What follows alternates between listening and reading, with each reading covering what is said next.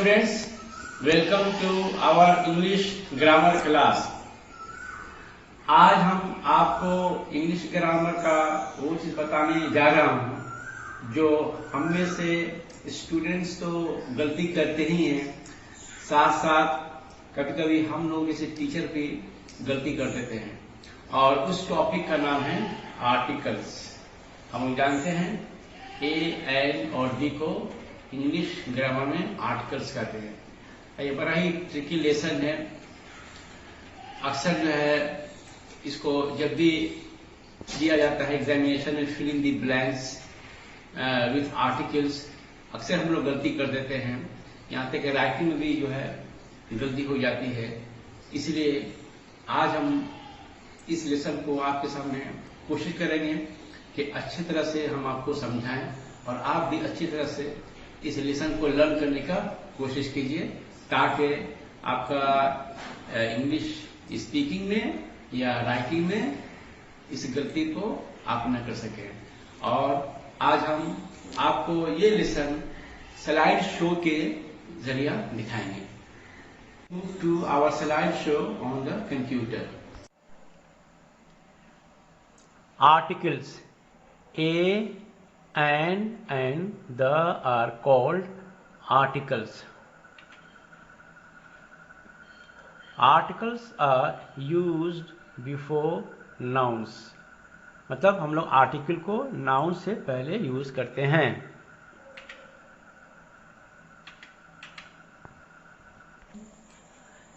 A and an are called the indefinite articles because they are used for general person or things. मतलब A और an को हम लोग indefinite articles कहते हैं क्योंकि इसका हम लोग इस्तेमाल जो है किसी खास चीज या पर्सन के लिए नहीं करते, ये जनरल सेंस में होता है।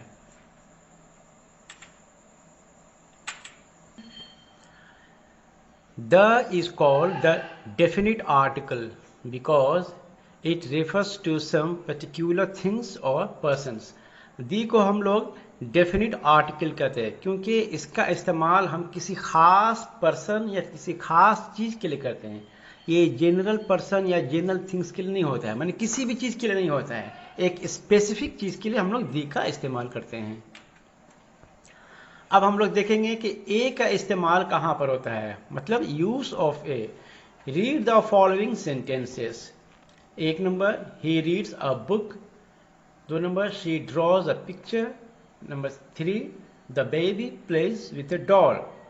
In all the above sentences a is used before a word beginning with a consonant sound। मतलब यहाँ देखिए, बुक में b, पिक्चर में p, डॉल में जो d है, ये सब जब हम d बोलते हैं तो ये कॉन्सोनेंट साउंड हो गया। p consonant sound, b consonant sound, इसलिए कॉन्सोनेंट साउंड से पहले हम लोग a का इस्तेमाल करते हैं।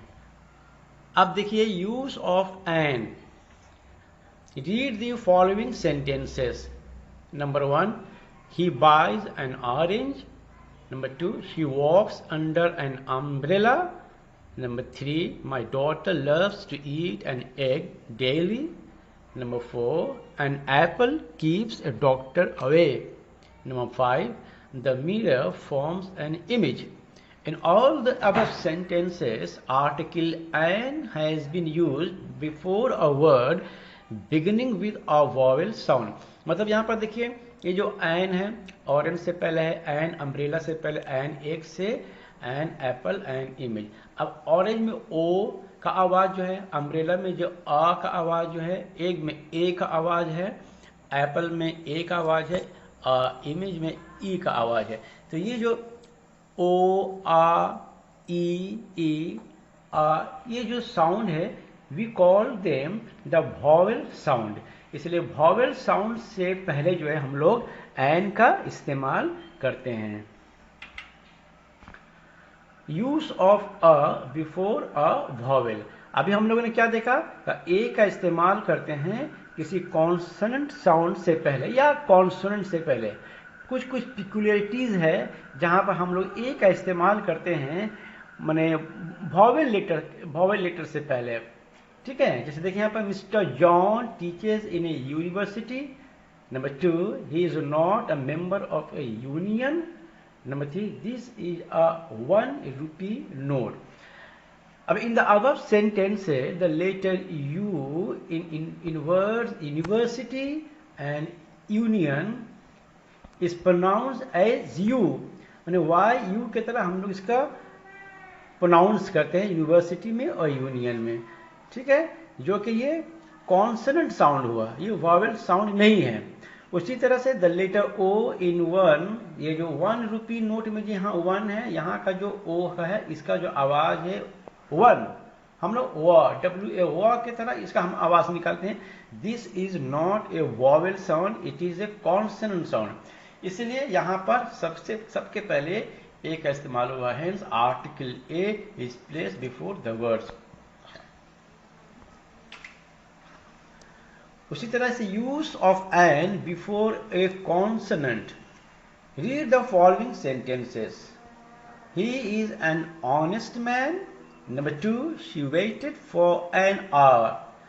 In the above sentences, words honest and hour से पहले and का इस्तेमाल हुआ है। Takes the use of and because the letter AH in honest and in hour is not pronounced, माने नहीं निकलता, ये silent है। This is silent, this is also silent. So यहाँ पर मतलब इसको हम लोग हॉनेस्ट नहीं पढ़ते हैं या हावर नहीं पढ़ते, इसको हम लोग पढ़ते हैं ऑनेस्ट। तो हम लोग ओ वॉवेल साउंड का आवाज यहां निकल रहा है, इसीलिए यहां पर it takes the use of an. अब हम लोग चलते हैं दी का